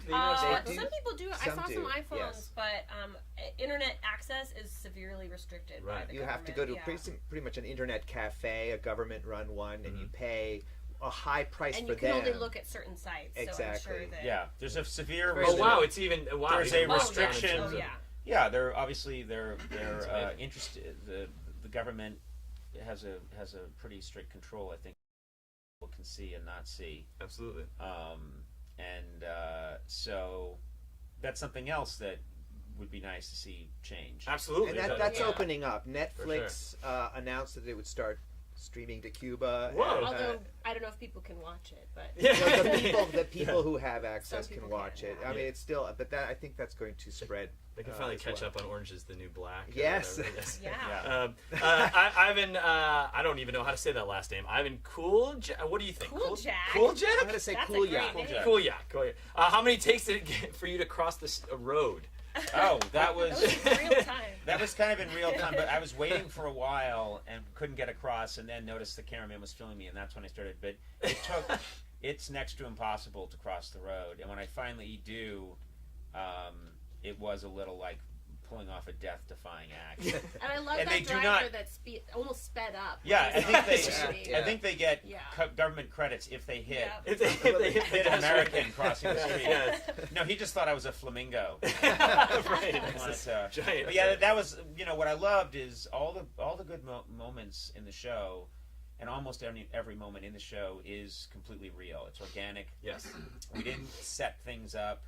We didn't. We're not that smart. No, we just a lot of it was, which was nice, is we went to places that were rich, and there's so many in Havana, but just rich with people, and they're very funny, and they're comfortable they're comfortable in their own skins. They're comfortable with themselves. Yeah. They're very welcoming, and that just led to good comedy. It was, and so there was a lot of what I liked is things like trying to cross the road, or all the babbling on the rooftop. Yeah. And noticing people throwing doves, and there's so much where we just managed to get lucky and find places where something kind of interesting could happen. And I think that comes across on the show, is that you couldn't set this up. Yeah. It would be impossible. Right. And that's another thing. We didn't use any stock footage. So every car that you see, every beautiful vista, everything else was something we saw in 4 days in Havana. So. Except the part in the end of the show where the Death Star blew up. We may have borrowed we borrowed from Lucas. We borrowed that from George Lucas. Yeah, right. We licensed it.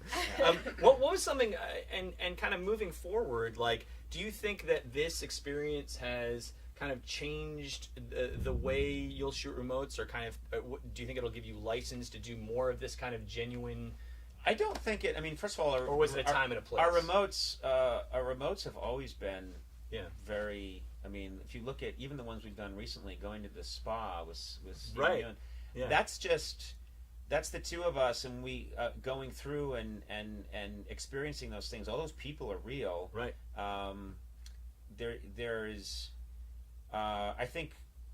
So I don't think it's going to change anything that way, because there's always been a real spontaneity to them. I think what we are interested in doing is it's made us hungry to roam even further afield. Yeah. Where can we go? What can we do? Sure. I mean, I think going into this, the question was, can we pull this off? And right. I think we did, and we're all really happy with the result, which now makes us probably overly confident about doing it. You've now turned into horrible people because of that. What was one thing you guys kind of learned in terms of writing for this remote, and that maybe might affect you in the future, in terms of giving you confidence, in terms of things you can pull off, or will it allow you to think of even crazier ideas, like we should go to the moon? Well, that's funny, because the more you set up, it's so in this particular case, and in many cases with Conan on the remote, I'm going to speak as if you're not here. That's okay. And forget that I'm your employer. The comedy is often found. You create a very sort of a general structure, and then you let him play, and that's where the comedy comes from. So you don't want to come up with, then you go here and you say this. No. You don't micromanage it, and then the looser you are, the more the more fun you seem to have, and the more spontaneous the comedy is. Yeah, and people can kind of sniff that it's real or not. I think the best analogy I've ever heard for what they do and what I do is, it's their job to go out and construct a jungle gym that then I go out and play on. Awesome. And I think what what we did, and especially Jose and Jesse did, is they went ahead. We had a bunch of ideas of places to go, and they scouted them out, and they went a day before and scouted these areas. And I think they were, as a group, we were very good at selecting where places I might be comfortable. And I was pretty much comfortable everywhere. Yeah. And what happens is if you show up at a situation, then it doesn't feel right. That's all you need. If for some reason it doesn't feel funny, and this happens in remotes all the time. You go somewhere and you're just not feeling it, or the people seem uptight, or it's you, and it is like we're like looking for truffles, and we're just I don't think they're here. Let's go over there. Yeah. And so, but I think Jose and Jesse did a really good job of scouting ahead of time, and they gave me a lot of confidence because they said, okay, we've been to this place. Right. We saw the person you're going to take the tour with. She's really good, and we think it's going to be great. And they know me so well that would give me confidence. And then I'd enter a good situation. It's not like I had to scrounge around looking for good situations. We had a good plan going in, and they really set it up well. Cool. It's but all sometimes about kind of what ends up being the through line of something isn't what we anticipated. Yes. Like Interesting. in the Rum Museum, we showed up thinking, oh, this is going to be really a fascinating sort of look at the process, and then almost immediately realized this is actually pretty dry, so to speak. And then my need for alcohol. So yes, and that became the joke. What's nice is that was real. Is that she I think had orders to take me on this very, very methodical tour of the Rum Museum, and I think we were 10 minutes into it when I said, is there a time when I get rum? And she said, yes, but the tour first. And you get that moment on camera. And you can actually see me understand, oh, I've got my through line now. Yes. And then, which part of the me not having rum is this now? And then the whole thing becomes, I want my rum. Yes. And she's keeping me from my rum. And all good comedy or all good story is just, I want this, I want that, and we're opposed, and then finally people rejoice when I finally get my rum. Yeah, and then you're laying on the bar and Gretel's singing to you. She's such a great sport. That's amazing. I know that ended up being maybe one of my favorites, even though it wasn't supposed to be. When we got there, there was a lot of panicking taking place because I wasn't sure that it was going to pan out the way we wanted. Right, because it was unexpected. But then again, like Conan said, you kind of found the comedy there, which ended up being absolutely fantastic. Mr. Miles asked, how much sunblock did you bring to Cuba? I actually did bring. It's no joke. I burn instantly. So I make a lot of jokes about it, but I did bring serious stuff. Sunblock. It's made by the government. And, it is the real deal. It's got micro oxidized zinc in it. I've got like a serious sunblock. Just asphalt, yeah, exactly. And that actually kind of brings me to the question of what besides the white suit. Did you get the white suit there, or did you bring it? No, that all credit there goes to Bruce Brummage. Awesome. We Bruce had a Brummage. Feeling... Sorry. I'm sorry. No, you're never to speak again. No. I just wanted to give props to Bruce Brummage. Yeah. We had an idea to bring a linen suit, and Bruce Brummage found some, but he knew they weren't right. We wanted the classic Cuban 1940s white linen suit. Yeah. And then just hours before we left, Bruce walked into my office with that suit. Awesome. And I put it on, and it fit perfectly. And he had the shoes, and so I said, "You realize I'm keeping these.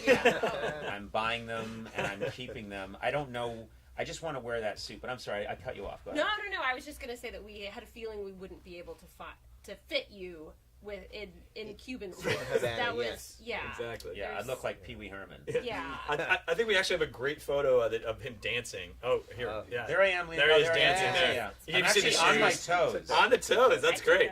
And was this was that you, Jesse? Did you take that picture? I did. That is one of my favorite.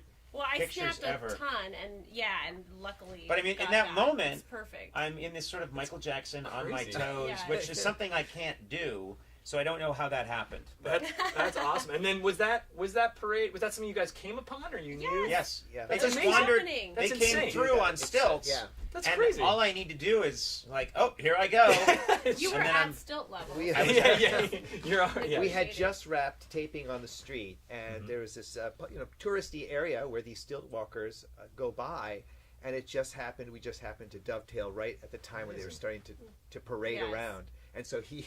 And I asked them, jumped is in. it okay if he dances with you? And I think they didn't even know that you weren't part of the group, but They thought you were. Yeah. Hey, he's one of us. As we're starting to kind of wind down here, somebody asked kind of what was your favorite memory, either from the show or just from the trip in general? Do you want to start, Jesse, or kind of just to ask you the biggest question and to throw you under the bus immediately? What was your kind of biggest memory that you kind of took away from the whole experience? I mean, it really was magical. I felt so just. It was like it was a perfect snapshot in time that we got to go there, and everyone was so generous and friendly, and like I do think maybe my favorite moment is when we're on the Malecon and we see that these guys are drinking boxed rum. Oh yes, on the promenade there by the water. Yeah, and Conan asked what they were drinking, and they just offered him a box of rum, which is I think really emblematic of what we found in Cuba, which is just people. Oh, what is that? Hey, do you want some? They're really generous. Yes. Yeah. And then the next thing you know, the answer in improv is always yes. Right. You know, and so when the guy handed me the rum, I just know after all these years you drink the rum. Yeah. And then another guy hands me a cigarette, and you can see me start to say, I can't smoke a cigarette. You're not allowed to do that on American television. But immediately I start to say no, and then I just remember that the answer is always yes. So the next thing you know, I'm smoking a cigarette and drinking rum with these teenagers, and I'm sitting on a wall, and it looks like a bad production of Grease. But but that was great. I was very, very happy to see, that you can cross barriers. I've found this all my life, meeting. Sometimes you'll get in a cab and the driver is from Ukraine or from a different part of the world, and they don't speak much English. But I've always noticed that if you're humble and you're sweet and you keep trying, you can make them laugh, even if you don't speak their language. And people, you realize, okay, that's the thing. It is, at the risk of sounding maudlin or corny, it is so nice when you can connect to people through humor. And you see that there's an instant connection, and in so much of the show, I think my favorite thing was just these people laughing. And they're laughing at me or with me, but they understand immediately that me trying to be erotic with these beautiful women in the rumba is to be laughed at. Yeah. They know it instantly. Yeah. It's not like, now this is a strange... No, that's just funny in any language, because I'm sure there's a Cuban version of me that's trying to dance with women and shouldn't, and is very lonely and sad. Can you actually just very quickly speak about the nightclub scene there and kind of what happened? That was real. That's a real nightclub. Right, because people don't know. I don't think people know about 40 that. nightclub, 1830 1830 nightclub. It has a salsa dance night, and huge, that they were having anyway. It was just they were happening. having it anyway. I'm really serious. I mean, the people go there, like people know that this is the place to go watch professional level salsa. Yes. Seriously. And did they know? No, we did get permission that I would get to dance there, but no one in the crowd knew, and it was a total surprise. And I was wearing that ridiculous outfit with the see-through shirt, and I had to put that on. There was no place for me to dress, so I climbed into our van, and the lights weren't on in the van, so I'm dressing in the dark. And then I put a coat over it, and then I'm sort of... Jose and I are working our way to the side, and we get the camera set up. And I'm just... My concern when I saw the special was... Does it look like we just staged this and it's fake? Because it's so it's shot in sort of a flat shot for the silliness of it, but it was absolutely real. It was real people. Were at a real salsa nightclub. It was a big deal. Everyone's having a good time, and suddenly this madman dances out and I started doing all that stuff, and then you just see shots of people staring, like why? Yeah, we're just They're confused. I'm confused. Yeah, I think the reactions, you could absolutely tell that people are just like, what? Yeah. Like it's just surprise. Who is They this didn't guy? know Who is whether this to awful laugh. man? Who is this awful man and why? Awful man. Into our huevos or whatever. Jose, what was a memory that you'll, either from the show or not, that you'll kind of take away from the show? Well, actually, like the same thing. The people were great. There was one point where we were shooting a sunset shot, at kind of their version of a state park, and some officials came up to me and the camera guy, and they said, "You are absolutely not allowed to film here. You must pack up immediately."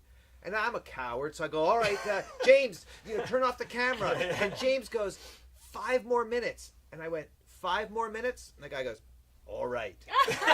So I thought that was the coolest thing. He said, we'll be back in 5. And he gave us the shot, this beautiful sunset shot that we had been waiting 25 minutes to get. Yeah. He let us do it. So there was some, sternness there, but there's also some flexibility. There's humanity. There's humanity, yes. There's humanity there.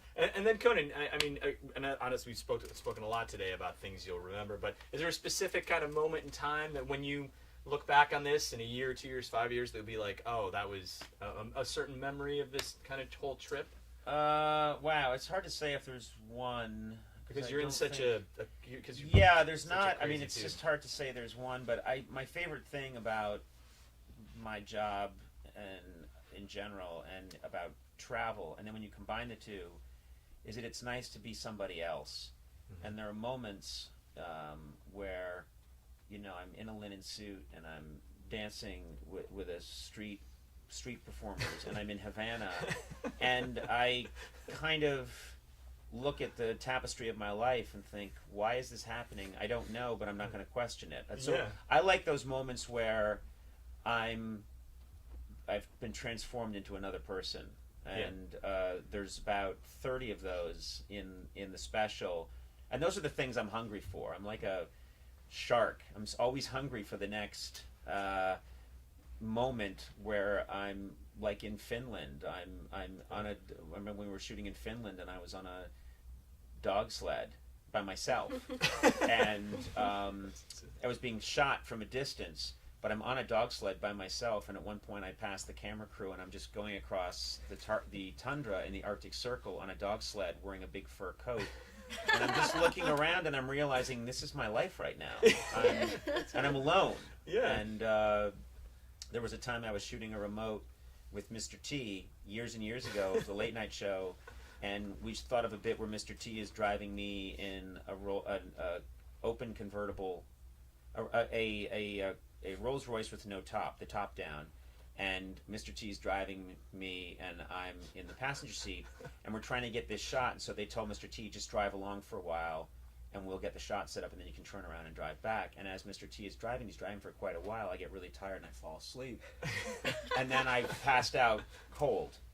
And about 5 minutes later, I wake up, and I don't know where I am, and I just see fall foliage, leaves, passing by me at 50 miles an hour, and I languidly turn over, and I see Mr. T driving a car, and I was looking at him, and I was like, Mr. T's driving. And you're thinking, we've all had dreams. Yeah, right. The beauty of my life is that I was like, this is a dream, and then I'm like, no, it's not. And I think Cuba had a lot of that feeling of, I woke up and I'm now in this strange world. I'm dancing with this beautiful woman. I'm, looking at her inappropriately. I'm far from my family. I've had a lot of rum. No, I was not playing a character. That is me. Life is but a dream. Yeah. Well, great. Well, thank you so much.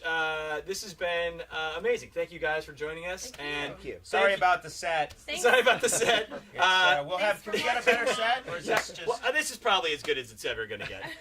But thank you all for watching for our YouTube Conan in Cuba Q&A. And of course, please watch the full episode, teamcoco.com. It's great. /Cuba. It's fantastic, as well as you can see behind the scenes stuff and photos and all that good gravy. Please subscribe to our YouTube channel in the description below. And thanks for joining us. See you guys later. Peace out. Peace out.